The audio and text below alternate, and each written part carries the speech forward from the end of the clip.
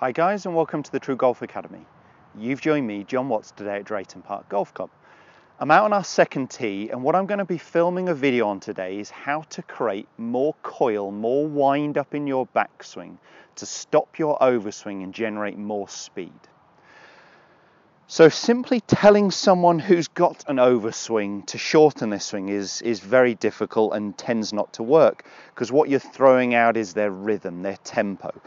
There's a reason why they've got a long swing in there, and just asking someone to stop shorter doesn't really help. So an overswing is really coming from normally something lifting, collapsing, overdoing, and I find it's because the person is separating their hands and arms away from their body. They haven't got enough connection.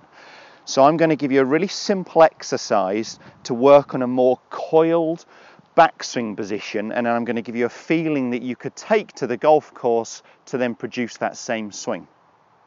So one of my favorite exercises that I have used before and pinched off Pete Cowan is the spiral staircase exercise. So without the golf club, you're just going to have your palms facing the floor, thumbs together, in golf posture, focusing on something. Doesn't need to be a golf ball, but I want you to focus on something so we're not losing position to it.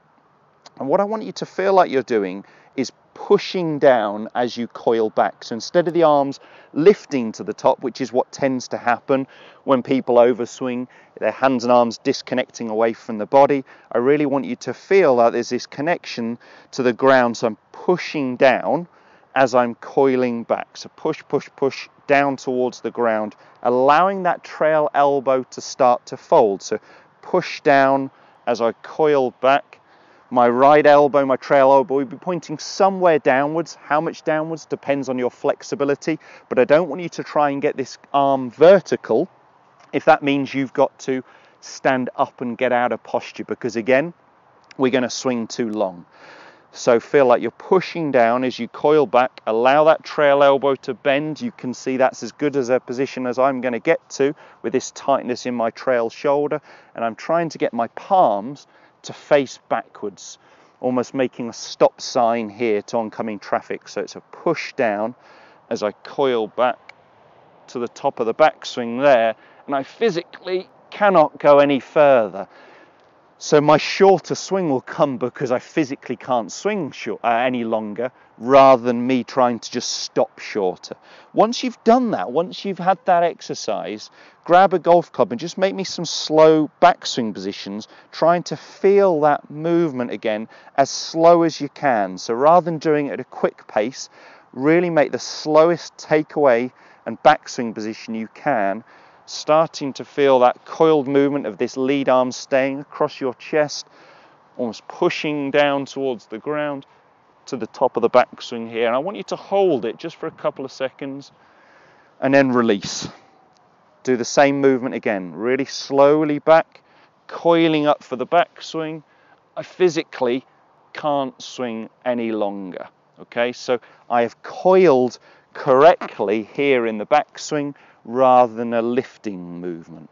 If I do lift in the backswing, you'll see that my lead shoulder comes up, my head comes up, my spine straightens. So when I'm getting this feeling of really slowly coiling back, it is my lead shoulder that is moving down underneath my chin. So the second exercise I've got for you is just to place a second golf ball about 2 feet past the one that we're actually setting up to. Pop the club across your shoulders, and again, really slowly wind up for the backswing and try and get the end of the grip pointing at that other golf ball that's 2 feet past the one that I'm actually looking at setting up to. So that's my lead shoulder working under. I'm really coiling correctly. If I stretch my arms out, you can see again it's that short coiled backswing that we're really looking for. I want you to then go ahead and actually hit some doing that on the driving range. So I want you to go slow back, then power through. So it's almost going to be a stop at the top before we hit. Don't worry too much about the result, but just get that feeling of coiling up correctly. and then releasing that speed and that power on the way through. So it's a smoother backswing position, and the feeling you're going to take to the golf course is going to be this lead shoulder moving down underneath your chin as you swing back. If I lift, start collapsing, this lead shoulder is rising. So the feeling for me as I make my backswing nice and slowly is that my lead shoulder is moving down under my chin. Let's give that one more a go. Nice slow backswing.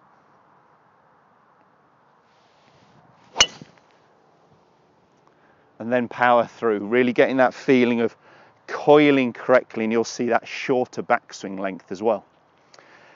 If that's something you struggle with, if you have got an overswing, if you are leaking power, you feel that there's a lot of lost speed in there, give those exercises a go. I know they're going to help. Do post some comments and questions below. Let me know how you got on with those exercises. If you enjoyed the content of this video, give us a thumbs up. Do subscribe to the channel as well. New content every Monday, Wednesday and Friday at 5:30. Thanks guys, we'll see you soon.